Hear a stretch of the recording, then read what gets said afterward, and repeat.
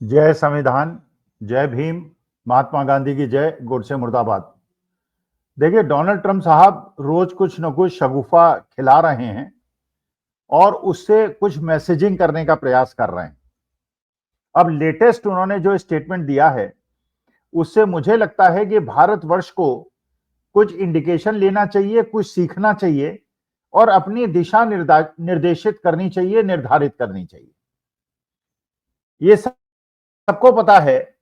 कि इस समय पूरे विश्व के अंदर दो बड़े बड़े युद्ध चल रहे हैं। एक इजराइल और हमास के बीच में, पैलेस्टीनियंस के बीच में, और रूस और यूक्रेन के बीच में। यह सबको पता है कि जब यूएसएसआर था, जब एक संयुक्त देश था यूएसएसआर, तो यूक्रेन रूस का भाग था। रूस एक बहुत बड़ा भाग था, लेकिन यूक्रेन भी एक बड़ा महत्वपूर्ण एरिया था जहां पे खनिज भंडार, तेल और गैस के भंडार बहुत ज्यादा थे। तो खनिज संपदा यूक्रेन के पास बहुत ज्यादा थी और रूस एक बड़ा देश था, एक शक्तिशाली और ताकतवर देश था। जब यूएसएसआर का बिखराव हुआ और यूक्रेन अलग युद्ध बना, तो बिल्कुल नेचुरल बात थी कि रूस ये नहीं चाहता था यूक्रेन उससे अलग हो और उसको इस बात की खींच मिटानी पड़ती थी। और पुतिन ने हमेशा ये सोचा कि जिस प्रकार से अमेरिका विश्व का एक बहुत बड़ा शक्तिशाली राष्ट्र बना है, पुतिन भी अपना नाम इतिहास में दर्ज कराना चाहते थे और ये मैसेज देना चाहते थे कि हम उसी युग में वापस जाना चाहते हैं जिसमें पूरा वर्ल्ड बाइपोलर वर्ल्ड था। एक तरफ रूस खड़ा था, एक तरफ अमेरिका खड़ा था। जब यूएसएसआर का विघटन हुआ, उसके बाद यूएसएसआर कमजोर हुआ, रूस कमजोर हुआ और रूस की आर्थिक स्थिति भी बहुत ज्यादा अच्छी नहीं थी और चीन एक बड़ी उभरती हुई आर्थिक शक्ति की तरह उभरा और उसने मैन्युफैक्चरिंग पे, प्रोडक्शन पे पूरे वर्ल्ड के अंदर एक कब्जा कर लिया। तो ये तीन बड़ी शक्तियां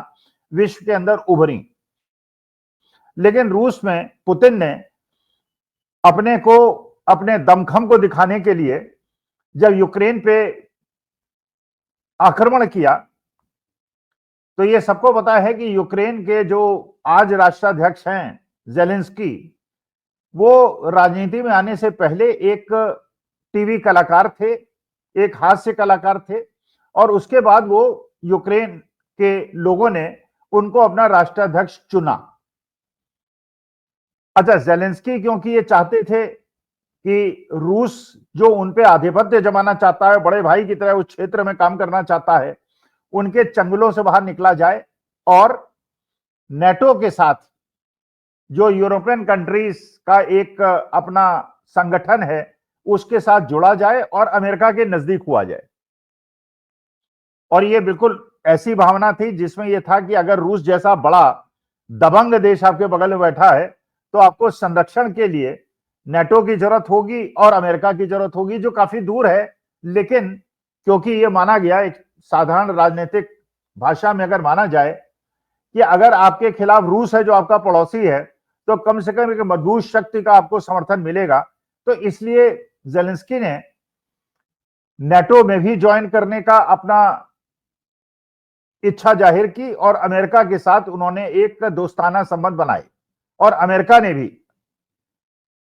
मौके का फायदा उठा के कि रूस जैसा देश, और उस समय बाइडेन का प्रशासन था, डेमोक्रेट्स का प्रशासन था, तो बाइडेन साहब ने ये कहा यूक्रेन के राष्ट्राध्यक्ष जेलेंस्की से, हम आपका समर्थन करेंगे, आपको आर्थिक मदद करेंगे और अपने हथियार आपको देंगे जिससे आप रूस का मुकाबला कर सकें। अच्छा, इसमें अमेरिका का फायदा भी था, बाइडेन साहब का भी फायदा था। आप जानते हैं कि अमेरिका एक ऐसा देश है जो सबसे पहले अपने आर्थिक फायदे को देखता है, बाकी चीजों को बाद में देखता है। तो बाइडेन साहब ने टोटल करीब $350 बिलियन की मदद जेलेंस्की को की, यूक्रेन को की, हथियार दिए और उनसे उनको एक प्रकार से प्रेरित किया कि वो रूस के खिलाफ खड़े रहें, उनसे लड़ते रहें। अच्छा, ये माना गया था कि भाई अमेरिका जब रूस के ऊपर सैंक्शंस लगाएगा तो रूस एक आर्थिक रूप से टूट जाएगा और रूस समझौते पे आ जाएगा, यूक्रेन पे आक्रमण बंद कर देगा। लेकिन आपने देखा कितना भीषण युद्ध हुआ, यूक्रेन को एक तरह से रौंद दिया रूस ने, और रूस के भी बहुत शहरों के अंदर भीषण संघार हुआ। रूस को भी परेशानी हुई, यूक्रेन को भी परेशानी हुई, यूरोप को भी परेशानी हुई। वो यूरोप जिनको तेल और गैस की सप्लाई यूक्रेन से मिला करती थी, उसको भी रूस ने ध्वस्त किया, और खुद तो उन पर सैंक्शन लगा ही हुआ था, तो इसलिए तो उन्होंने एक्सपोर्ट करने। लेकिन उस समय पुराने दोस्त की तरह भारतवर्ष ने रूस का साथ दिया, और जो अमेरिका ने सैंक्शंस लगाए हुए थे उसको नकारते हुए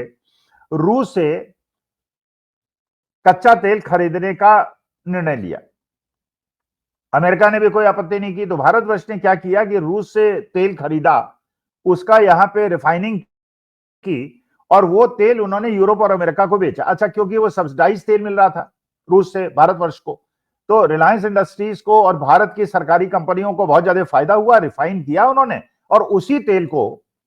उन्होंने यूरोप और अमेरिका को बेच दिया। तो अमेरिका और यूरोप को भी फायदा हुआ कि चलिए हम डायरेक्टली तो रूस से नहीं खरीद पा रहे हैं, तो भारतवर्ष से कम हमको तेल की सप्लाई हो रही है, गैस की सप्लाई हो रही है, गैस की नहीं, तेल की सप्लाई हो रही है, इसलिए किसी ने उसमें कोई आपत्ति नहीं की।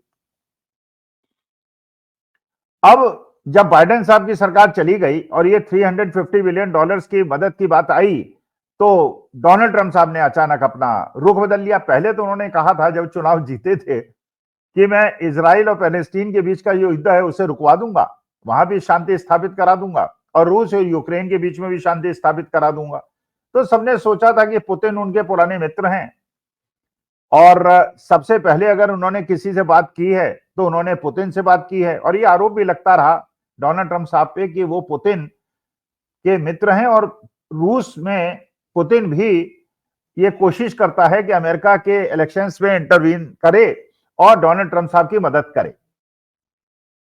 तो ये माना जा रहा था कि वो समझौता कराएंगे यूक्रेन और रूस के बीच में। लेकिन उन्होंने किया क्या जो अब सामने आया,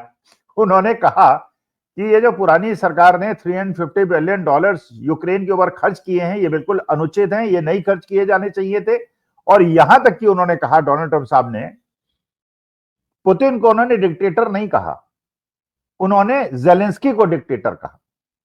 और ये कहा कि वो अनइलेक्टेड डिक्टेटर हैं। भाई, अनइलेक्टेड डिक्टेटर इसलिए कि जो पुराना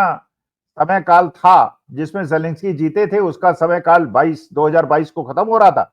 और उसके बाद भी इलेक्शन नहीं कराया जेलेंस्की ने, इसलिए कि युद्ध में क्या इलेक्शन कराएं, चारों तरफ तो तबाही के नजारे हैं। लेकिन डोनाल्ड ट्रंप ने एक प्रकार से ये इंडिकेशन दे दिया जेलेंस्की को कि बेटा तुम तो तबाह हो गए हो, लेकिन अब हम तुम्हारी मदद नहीं करेंगे, तुम्हें कोई फाइनेंशियल एड भी नहीं देंगे, और तुम्हारे हथियारों की सप्लाई भी जब फाइनेंशियल एड नहीं होगी खत्म हो जाएगी, और रूस के रहमो करम पे तुम हो, और अब तुम समर्पण कर दो, जो रूस कहता है कर लो। और उधर उन्होंने इजराइल और पैलेस्टीन गाजा पट्टी पे उन्होंने ये कहा, एक अलग प्रकार का अपना उन्होंने दे दिया कि चलिए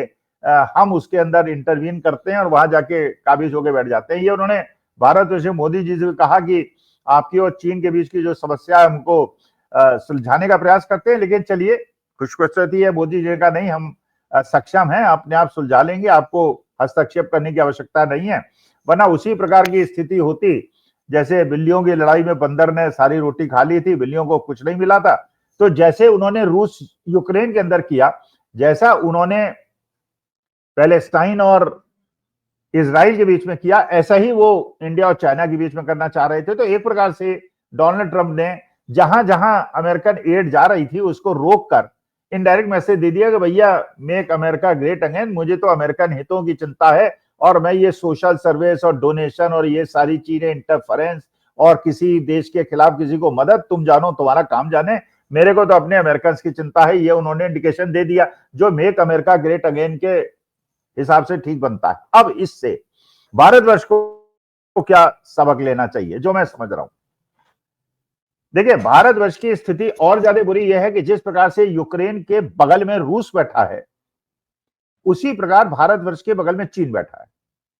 अच्छा, चीन से ज्यादा महत्वाकांक्षी राष्ट्र कोई है नहीं, वो तो ताइवान में भी घुसने के चक्कर में है, म्यांमार में भी घुसने के चक्कर में है, पाकिस्तान, मतलब किसी भी देश के अंदर वो अतिक्रमण करना, अंदर घुस जाना, फिर उसको पीछे करना, समझौता करना, ये उसका है। और भारत के खिलाफ तो उसका हमेशा से एक अलग प्रकार का स्वर रहा है, क्योंकि वो जानता है कि पूरे इस भूभाग में अगर कोई उनका मुकाबला कर सकता है तो केवल भारतवर्ष कर सकता है। तो मैं ये निवेदन करना चाहता हूं मोदी जी से और भारत सरकार से कि कृपा करके जो डोनाल्ड ट्रंप ने यूक्रेन के साथ किया है उससे ये सबक सीखें कि अगर आपके पड़ोसी में उसी प्रकार से चीन बैठा है जैसे यूक्रेन के बगल में रूस बैठा था, तो इस चक्कर में आप मत पड़िए कि अमेरिका आपका साथ देगा जो बहुत दूर बैठा है, अगर चीन उसी प्रकार का कोई दुस्साहस करता है जैसे रूस ने यूक्रेन के अंदर किया।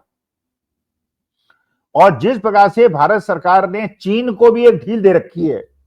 चीन से भी इंपोर्ट उनका 2 गुना हो गया और एक्सपोर्ट केवल 15% बढ़ा है। और जिस प्रकार से अमेरिका भारतवर्ष की आर्म ट्विस्टिंग कर रहा है, जिस प्रकार से भारत सरकार को मजबूर कर रहा है कि मोटरसाइकिल पे, कार पे, अल्कोहल पे ड्यूटी को घटा दिया जाए। भाई ड्यूटी को अगर आप घटाएंगे भारतवर्ष के अंदर तो आपका रेवेन्यू इनफ्लो कम हो जाएगा, आपका डॉलर आना कम हो जाएगा, डॉलर आना कम हो जाएगा तो रुपया और ज्यादा वीक हो जाएगा, रुपया और ज्यादा वीक हो जाएगा और आप इंपोर्ट ओरिएंटेड इकोनॉमी है तो आपकी इकोनॉमी खत्म हो जाएगी। लेकिन डोनाल्ड ट्रंप को जिस प्रकार से यूक्रेन के जेलेंस्की की चिंता नहीं है, उसी प्रकार भारतवर्ष हम भारतवासियों की चिंता नहीं है। तो इसका मतलब यह है कि अब जैसे नेपाल की घटना हुई, नेपाल के बच्चों के साथ जो उड़ीसा में हुआ, मालदीव की स्थिति आपको पता ही है, बांग्लादेश की स्थिति आपको पता है, तो अगर ये यूक्रेन के उदाहरण से आपको पता चलता है कि अमेरिका और डोनाल्ड ट्रंप के अंडर का अमेरिका किसी भी समय छोड़ सकता है और बड़े बड़े राष्ट्रों का एक समूह बनाने के चक्कर में है, जब वो रूस से दोस्ती कर सकता है और चीन से दोस्ती कर सकता है, तो भारतवर्ष को कभी किसी समय अगर उसने धोखा दे दिया तो हमारी देश का क्या होगा और हमें किस प्रकार से अपनी शक्ति को बढ़ाने का मौका मिलेगा। तो ये जो रूस और यूक्रेन का मसला है, इसमें जिस प्रकार से डोनाल्ड ट्रंप ने, अच्छा डोनाल्ड ट्रंप साहब ने, अब ये नई घटना आपको पता ही है कि वहां पहले सोच रहे थे कि मोदी जी ने इंपोर्ट ड्यूटी घटा दी है, उनकी हर मांग को स्वीकार कर लिया तो शायद अमेरिका हम लोगों पे थोड़ी नरमी बरते। लेकिन ये आप देख रहे हैं कि क्या आपने सुना कि चीन के जो लोग हैं जो अमेरिका के अंदर इलीगली गए हुए हैं, कम से कम 50-60 हजार लोग गए हुए हैं जो चीन के हैं और अमेरिका के अंदर इलीगली हैं, लेकिन उनको तो इस प्रकार से डिपोर्ट नहीं किया, उनको तो निकालने की खबरें आपको नहीं मिली। विश्व के किस देश के लोगों को उन्होंने चेन डाल के और बेड़ियां डाल के भेजा, और न केवल चेन और बेड़ियां डाल के भेजा बल्कि उसको उन्होंने वीडियो डाल के उसको प्रचारित किया और हमारे देश के लोगों को उन्होंने एलियंस कहा, दूसरे देश के लोगों ने कहा। इसका मतलब यह है कि अमेरिका की मंशा क्या है, डोनाल्ड ट्रंप की मंशा क्या है? भारत की अर्थव्यवस्था को खराब करना, भारत के लोगों का अपमान करना, भारत के आत्मसम्मान का अपमान करना। अगर ये उसकी मंशा है तो मानी बात है कि भारतवर्ष को we have to take a stand, because हम लोग कुछ भी सहन कर सकते हैं, अपनी भारत माता के साथ अपमान नहीं सहन कर सकते। तो जिस प्रकार से उसने यूक्रेन को, नेटो ने, यूरोप ने और अमेरिका ने यूक्रेन को रूस के सामने परोस दिया, पैलेस्टीन को इजराइल के सामने परोस दिया, भगवान न करे ऐसी परिस्थिति आए कि भारत को चीन के सामने परोस दे। इसलिए भारत को जो मेक इन इंडिया का हमारा प्रोग्राम था जिसे मोदी जी ने शुरुआत की थी, मेक इन इंडिया का नारा तभी सफल होगा जबकि भारत की इंडस्ट्रीज को सपोर्ट किया जाएगा, और भारत की इंडस्ट्रीज को तभी सपोर्ट किया जा सकेगा जब भारत एक मैन्युफैक्चरिंग हब बनेगा और बाहर से इंपोर्ट होने वाली चीजों पे इंपोर्ट ड्यूटी लगा के इंपोर्ट को कम किया जाएगा और भारत के प्रोडक्शन और डिमांड को आपस में एक दूसरे के संपूर्ति के लिए खड़ा किया जा सकेगा। लेकिन हार्ली डेविडसन,